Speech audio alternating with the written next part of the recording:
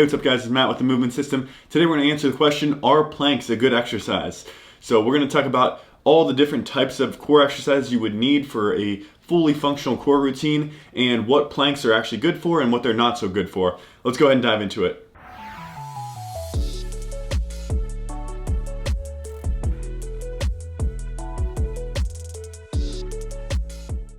Okay, so to start off, planks only really serve one function of the core, and that function is anti-extension. So what I mean by that is that when we're maintaining a plank position, we're preventing our back from going into an extended position. This is really functional and useful for a lot of things. For example, when we're going into a squat pattern, it's actually really important that we have anterior core recruitment so that we avoid hyperextension in the back and putting too much pressure through the discs in a way that's not optimal. So planks do have an important part in a core routine, although they're not the only exercise we should be doing. And one thing I want to mention is that we want to make sure that we're doing planks correctly. So as you can see here, a lot of people will do planks like the top, where we have a big arch in the lower back and we're really just kind of hanging on here. We're not actually getting optimal recruitment through the abdominals here. So what we want to actually do is shorten the space between the inferior rib cage and the front of the hip there, by actually contracting the anterior core. And what that's going to do is put us in a more neutral position of the lower back. And you can see in that bottom picture that's going to be a little bit more functional there for anterior core recruitment and actually achieving that goal of anti-extension.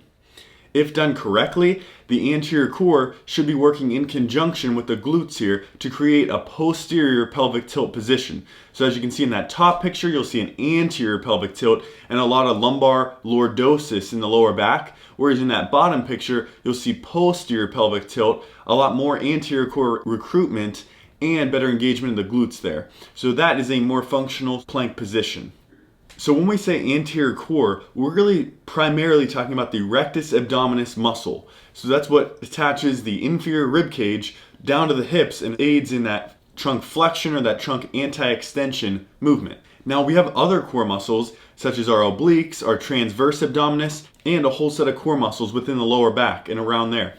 Okay, so when we're thinking about the obliques and doing a rotation exercise, for example, rotating to the left, what's going to be happening here is this would represent the right external oblique, which basically continues under some fascia to the left internal oblique. So right external continues to left internal, and if we contract right external, left internal, that's going to provide us with that left rotation. So anything that's rotating to the left and loaded that way, we're going to be doing right external, left internal oblique. So when we're thinking about how do we actually effectively train the obliques, we do have to use those rotational patterns for things like cable woodchops or something like an anti-rotation exercise. So an example of that would be the Pallof press, where you have some resistance provided laterally and you're working either statically or dynamically against that lateral resistance to prevent the trunk from rotating.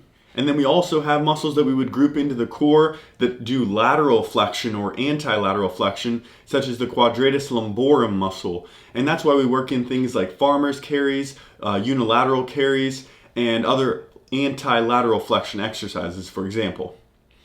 So to wrap up, yes, planks are a good exercise. Yes, they're functional. But to really train all of the functions of the core, we need to make sure we're also programming in other exercises to train anti-lateral flexion, lateral flexion, rotation, and all of those other movement patterns for a comprehensive, strong core. And if you really want to be comprehensive, you'll work in some diaphragm and pelvic floor exercises. We don't really have time to go through those in this video, but again, that's another portion of the core that you want to make sure you're training with other exercises. All right, guys, I hope that video was helpful for you. If it was, make sure you go ahead and give it a like. If you want to see more videos like this, go ahead and subscribe. And if you want to learn even more, go ahead and check out the Movement System group on Facebook. I'll see you guys in the next one. Thanks.